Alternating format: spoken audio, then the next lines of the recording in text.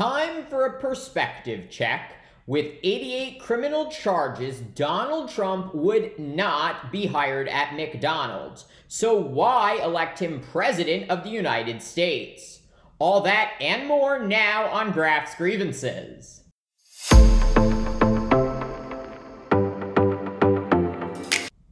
It is easy to become numb to the expansiveness of Donald Trump's alleged criminality.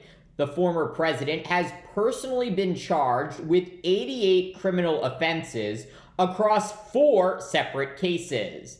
The historic charges covering everything from Trump's blatant attempts to overturn the results of the 2020 election, to stealing classified documents from the United States government, and falsifying business records to pay off a porn star he allegedly had sex with. Trump is the first and only former or acting president in U.S. history to face criminal charges. Yet despite all of this, Republicans chose Trump to be their presidential nominee again. And all polling indicates the twice impeached former president is running neck and neck with President Joe Biden. So, in light of this seemingly inexplicable situation, it is worth taking a step back and realizing not only how unprecedented this moment is, but also that Donald Trump would not get hired to work as a cashier at McDonald's. Yes, the fast food chain. And before we go any further, I want to make clear I have the utmost respect for anyone who works in the service industry, including all of the cashiers at McDonald's. And that is not only because they work extremely hard, but because I know that not one of McDonald's 150,000 employees worldwide is facing 88 criminal charges. And further, I know that not one of them was facing 88 criminal charges when they were hired. Think about it this way. McDonald's wants to ensure that the people they hire are upstanding citizens who will not steal from them. It's really that simple. Yet Donald Trump absolutely does not meet this very low bar. They would not hire him. Or how about working as a driver for a ride-hailing company? Could Trump get a job doing that? Let me introduce you to Tanya Jones.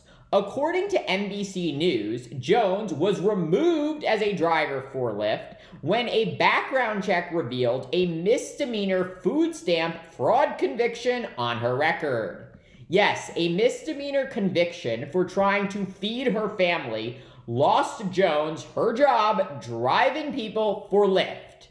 So you think Lyft would hire Trump with 88 criminal charges? Absolutely not. And should these analogies seem too strained, consider this. Trump would also not get hired to work on a board of directors of any publicly traded company.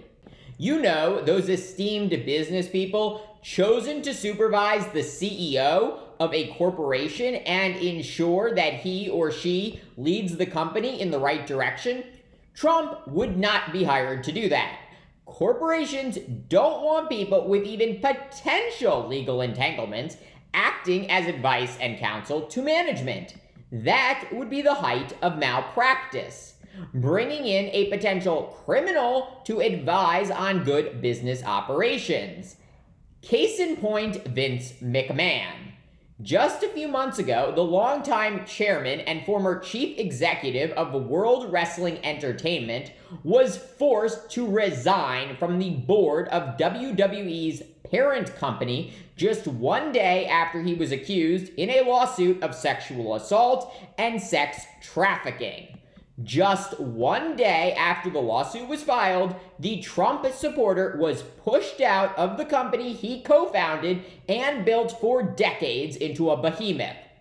So how do you think Trump, who just last year was found guilty of raping the writer E. Jean Carroll in the mid-1990s, would fare?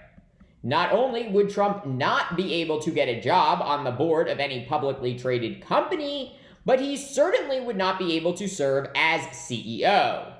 In fact, the only company Trump will ever serve as CEO is his eponymously named private poultry business enterprise. So, if Trump would not get hired to work as a cashier at McDonald's, a driver for Lyft, a board member, or CEO of a Fortune 500 company, why should Trump be allowed to run for president again? And the answer is that he should not.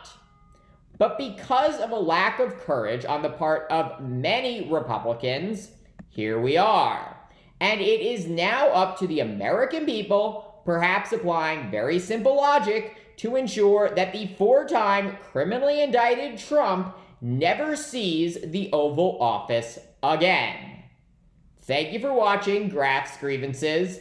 Let me know what you think. Please like, subscribe, share, and join me in the next one.